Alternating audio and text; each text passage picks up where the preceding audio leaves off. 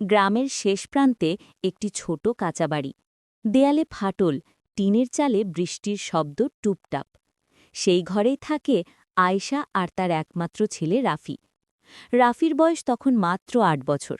তার বাবা বহু বছর আগে কাজের খোঁজে শহরে গিয়ে আর ফেরেনি। কেউ বলে সে মারা গেছে, কেউ বলে ভুলে গেছে সংসার। আয়েশা শুধু জানে তার ছেলেটাকে মানুষ করতেই হবে। প্রতিদিন ভোরে আয়েশা উঠে পড়ে। কারো বাড়িতে ঝিয়ের কাজ, কারো জমিতে আগাছা পরিষ্কার, আবার কখনো রাস্তার ধারে শাক বিক্রি। দিন শেষে হাতে যা আসে তাতেই চলে মা ছেলের সংসার। রাফি স্কুলে যায়। তার জামা পুরনো, ব্যাগ ছেঁড়া, কিন্তু চোখে স্বপ্ন। সে মন দিয়ে পড়ে, কারণ সে জানে তার মায়ের সব আশা ওর ওপর।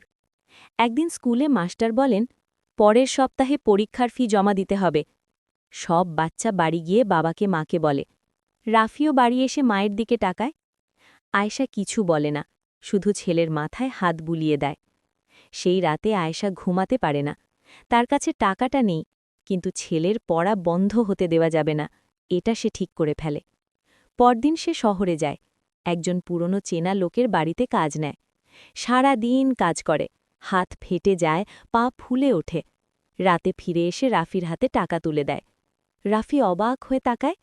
মায়ের চোখে তখন লুকানো ক্লান্তি। দিন যায়, রাফি বড় হয়, প্রাইমারি শেষ করে হাই স্কুলে ওঠে। এদিকে আয়েশার শরীর আর আগের মতো নেই। কাজ করতে গেলে হাঁপিয়ে যায়, তবুও মুখে কিছু বলে না। রাফি বুঝতে পারে মায়ের কষ্ট বাড়ছে। সে পড়াশুনোর ফাঁকে ছোটখাটো কাজ করে, কিন্তু আয়েশা কখনো নিতে চায় না। সে বলে, তুই শুধু পড়বি বাবা, আর কিচ্ছু না।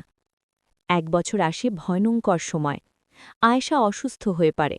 ডাক্তার বলে বিশ্রাম দরকার, কিন্তু বিশ্রাম মানে তো কাজ বন্ধ, কাজ বন্ধ মানে খাবার বন্ধ। সেই রাতে আয়েশা চুপচাপ বসে থাকে। রাফি পাশে বসে।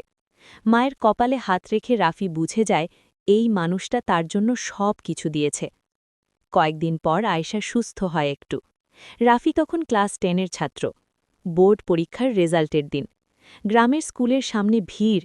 হেডমাস্টার নাম ডাকে, রাফি হোসেন, গোল্ডেন A+। এক মুহূর্তের জন্য চারপাশ নিস্তব্ধ। তারপর সবাই তাকায় রাফির দিকে। রাফি দৌড়ে বাড়ি যায়। মা তখন উঠোনে বসে শাক কাটছে। সে কিছু বলে না, শুধু মায়ের পায়ে মাথা রেখে কাঁদে। আয়েশা কিছু বুঝে যায়। সে ছেলেকে বুকে টেনে নেয়। বছর পেরোয়। রাফি শহরে পড়তে যায়, ছোট একটা টিউশনি করে। সে প্রথম বেতন দিয়ে মায়ের জন্য একটা নতুন শাড়ি আনে।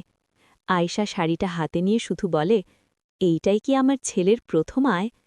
চোখের পানি আর থামে না। আরও বছর যায়। রাফি বড় চাকরি পায়। গ্রামে ফিরে এসে মায়ের জন্য পাকা ঘর বানায়। একদিন বিকেলে মা ছেলে উঠোনে বসে। আয়েশা বলে, আমি তো কিছুই করতে পারিনি বাবা। রাফি মায়ের হাত ধরে বলে, তুমি আমাকে মানুষ করেছ মা, এটাই সব।